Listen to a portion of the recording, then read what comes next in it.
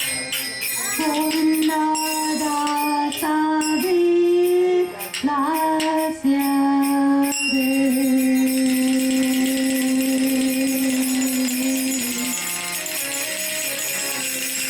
you read the translation, please? Yes, Prabhu.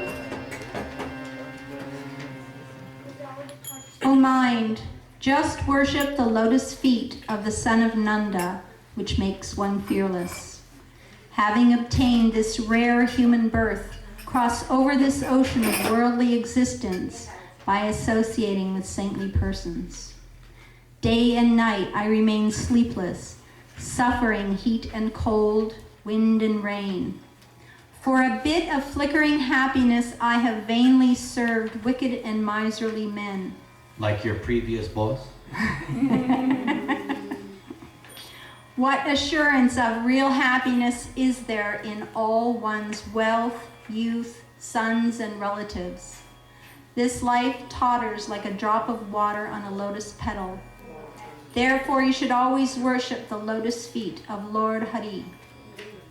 Govinda Das longs to hear the glories of Lord Hari, chant his glories, constantly remember him, offer him prayers, serve his lotus feet, become his servant, worship him, serve him as a friend, and completely offer him his very self.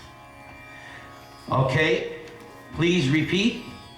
Om Namo Bhagavate Vasudevaya. Om Namo Bhagavate Vasudevaya. Om Namo Bhagavate Vasudevaya. Om Namo Bhagavate Vasudevaya. Om Namo Bhagavate Vasudevaya. Om Namo Bhagavate Vasudevaya. So, Prabhupada. By nature's own way, the complete system of material activities is a source of perplexity for everyone. In every step, there is perplexity, and therefore it behooves one to approach a bona fide spiritual master who can give one proper guidance for executing the purpose of life. All Vedic literatures advise us to approach a bona fide spiritual master to get free from the perplexities of life, which happen without our desire. They are like a forest fire that somehow blazes without being set by anyone. Similarly, the world situation is such that perplexities of life automatically appear without our wanting such confusion. No one wants fire, and yet it takes place, and we become perplexed. The Vedic wisdom therefore advises that in order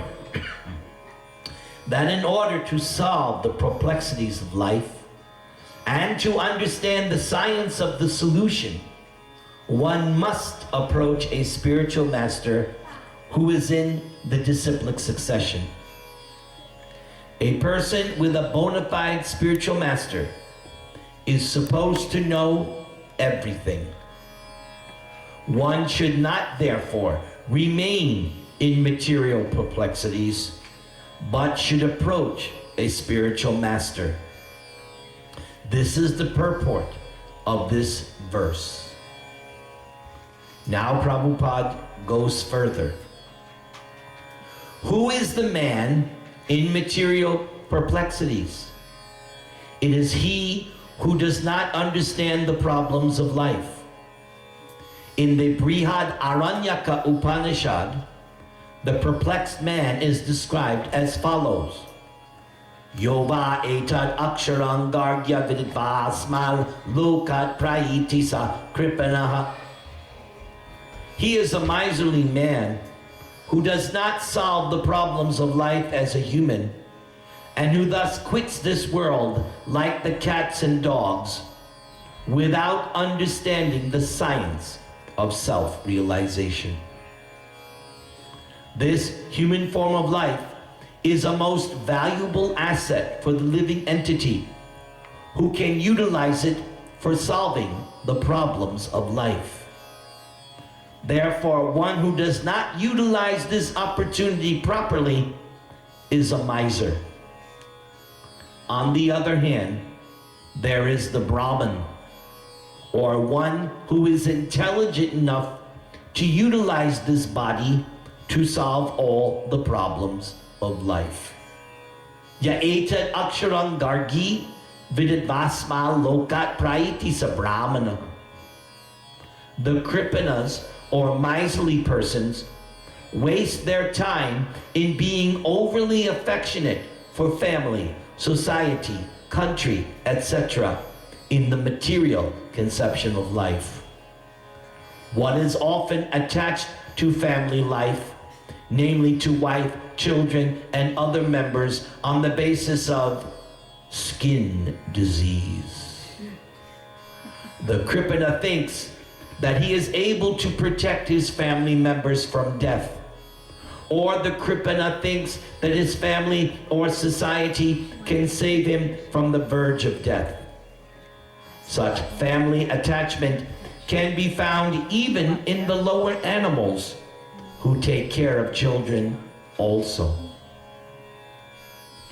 Being intelligent, Arjuna could understand that his affection for family members and his wish to protect them from danger were the causes of his perplexities.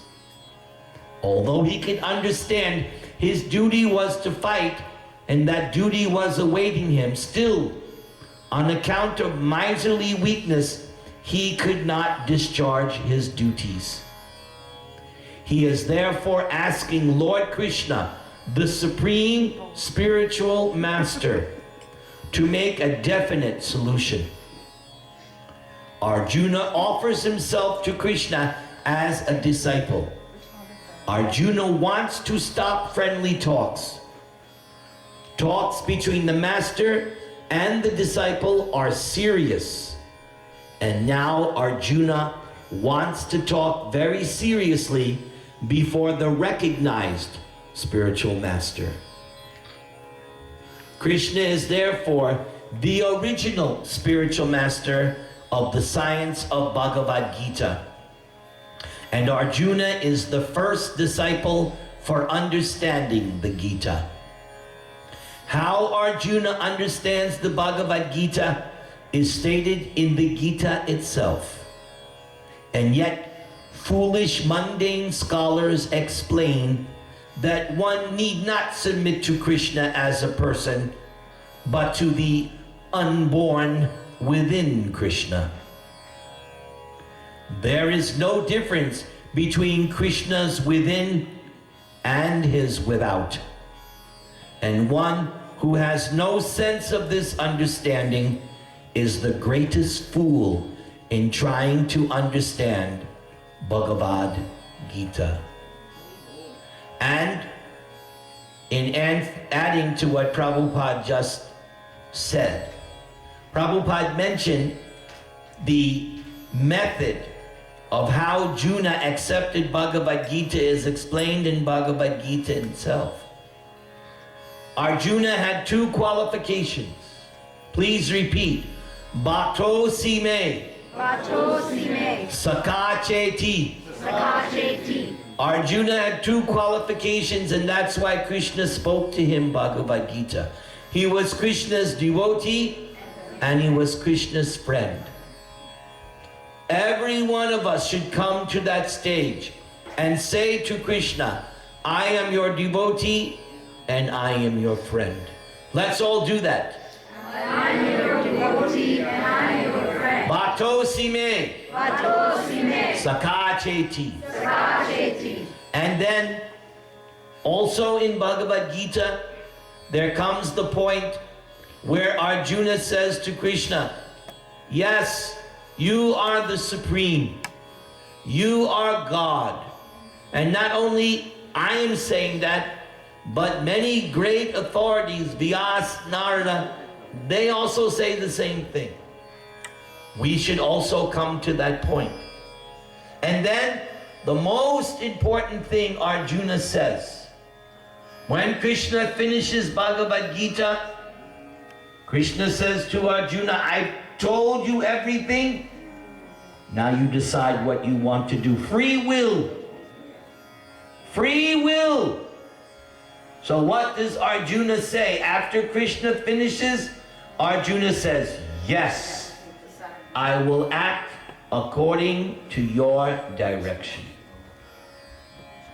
Just like the parents, because you are good, pious, devotee parents, you also want your children to follow your good advice, don't you?